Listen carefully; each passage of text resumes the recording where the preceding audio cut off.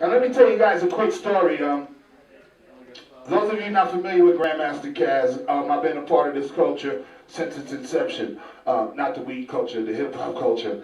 And I considered hip hop's first ghostwriter because I wrote most of the lyrics for Rapper's Delight, hip hop's first hit. And a lot of people, you know, to this day don't really know the correlation between me and that. So let me just tell you the story briefly. Back in 1977, the only hip-hop groups that had management were Grandmaster Flash and the Funky Four plus one more.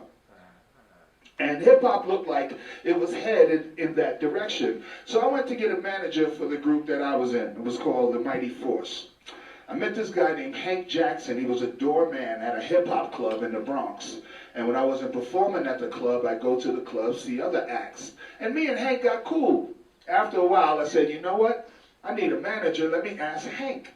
So I was like, Hank, why don't you help manage my group? You know what I mean? The Furious Five got a manager. They got a man. I need a manager. So he said, cool. Now, the first thing he did as our manager was take out a loan from his parents, $2,000. We used that money to fortify our sound system, get better speakers, better amplifiers, because back then, hip-hop was still about the DJ. And the better your sound, the better DJ you were. So we used that money to fortify our system. Now, in order to pay back this loan, Hank had to get a job, because we weren't making money at hip-hop. We spent more money doing hip-hop than we made at it. Okay, so we got a job in a pizza shop in New Jersey called Crispy Crust Pizza. And one day he's in a pizza shop and he's flipping dough, whatever, making pizzas, and he's lip syncing to this little boom box that I used to give him to take to work with him. Well, one day a lady comes in the pizza shop while he's lip syncing to the boom box, and she says, hey, that's cool. Why don't you come outside to the car? My sons are outside and we're auditioning people to become part of this group I'm putting together. Now, anybody that knows Hank knows that Hank couldn't wrap a package. His only connection to hip-hop was living in the Bronx and being a manager for my group. So instead of telling the lady, look, lady, I don't rap, but I manage one of the best MCs in the Bronx, he didn't say that. He just went out to the car, repeated the stuff that was on the tape. They loved it and made him part of the Sugar Hill Gang. No. Yes. Now, imagine my shock and surprise when my manager came to me and told me that he got a record deal. I was like, what are you talking about, Hank? You don't rap. You're not an MC. Like, who in their right mind would put you in a group? Because at that time, hip-hop was a small community. You had to really be good to be in a group or consider yourself an MC. So he's like, yo, this lady came in the pizza shop. She liked my voice. She put me in a group. I'm like, all right, this must not be much of a group, so blessings, whatever. So he says, listen, I need you to write me some rhymes, man, because, you know, I don't have no rhymes. Come over to the house, Hank. Comes over my house one day, and I got rhyme books I could stack up to the ceiling. I threw a book of rhymes on the table. I said, listen, when you go in the studio, man, say this, and say that.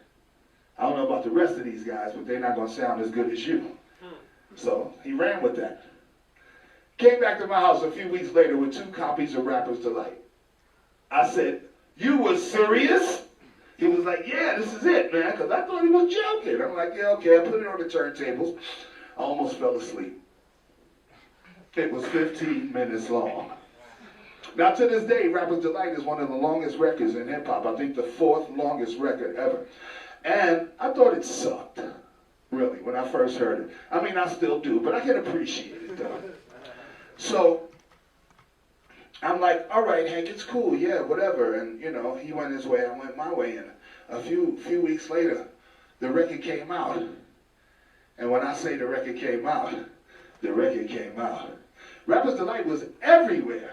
Every radio, every car that went by in the street, every station, I mean, gospel radio, talk radio, college radio was playing Rapper's Delight. Now I got people running up to me in the street like, yo, Cash, you made a record. Why you didn't tell me? I said, I didn't make no record. What you talking about? Yes, you did. I saw it. I heard it on the radio. It got your name in it and everything.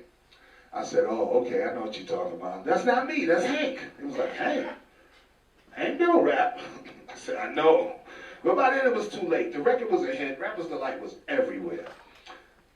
It's a good and a bad thing. I was part of one of the first historical records that opened up rap to mainstream America, but I never got a dime from Rapper's Delight. And I wasn't even credited as a writer on the song. Because not only were my lyrics stolen, but the music for the song was stolen by, from a group called Chic. The song Good Times. So it was the first rap hit, but one of the biggest travesties in hip hop. Now I moved on since then, of course, you know what I mean?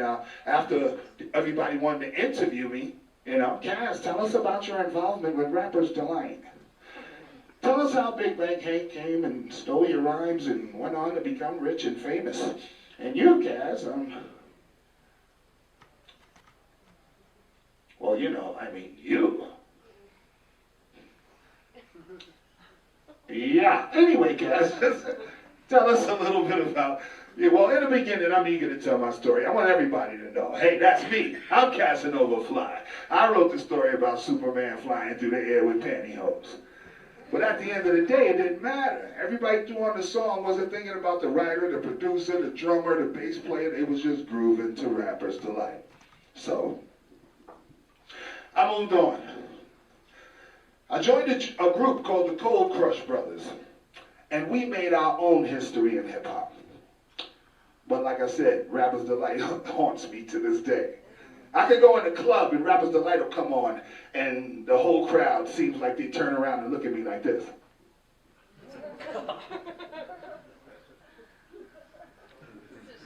Yeah. A lesser man would have been swinging from a chandelier by now, okay? But we live and we learn and we move on. But the whole point to this is that 25 years later, I moved on, they moved on, everything. I get a phone call one day. Ring. That's when phones used to ring. Like, hello? Grandmaster Cass? Yes. Grandmaster Cass, we're doing a story about the 25th anniversary of Rapper's Delight. Tell us a little bit about your involvement, Cass.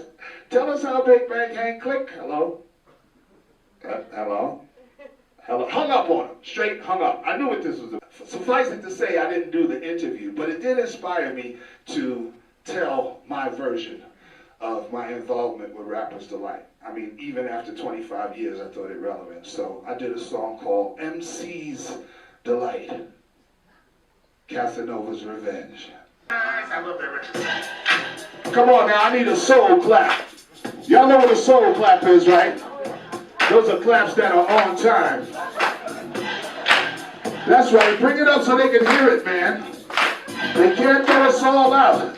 Does it go a little something like this? I'll break your hip, make you hop to the hippie, I'll fill your slip, make you scratch your rippy, my shit'll hit your bang with the bang. This ball can stick a diggy, spit a rhythm while you boogie the beat. You like what you hear? This is not a test of MCing to the beat.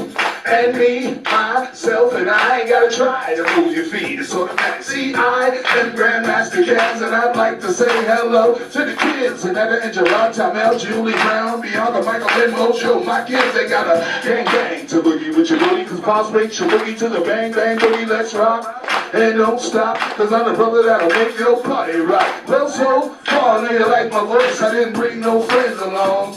I can handle this one all by myself. Now hear the way some things go on, you heard me? Cass, I'm the grand master with the 3 MCs. Cass, me, that's who. Cass, I'm the grand master with the 3 MCs. Cass, me, that's who. I'm CAS and the OVA and the rest is FLY. The kettle bit this rhyme was my manager. Pure treason, I'll tell you why. Cause he's 6'1", 2 tons of bone and can't dress to a T.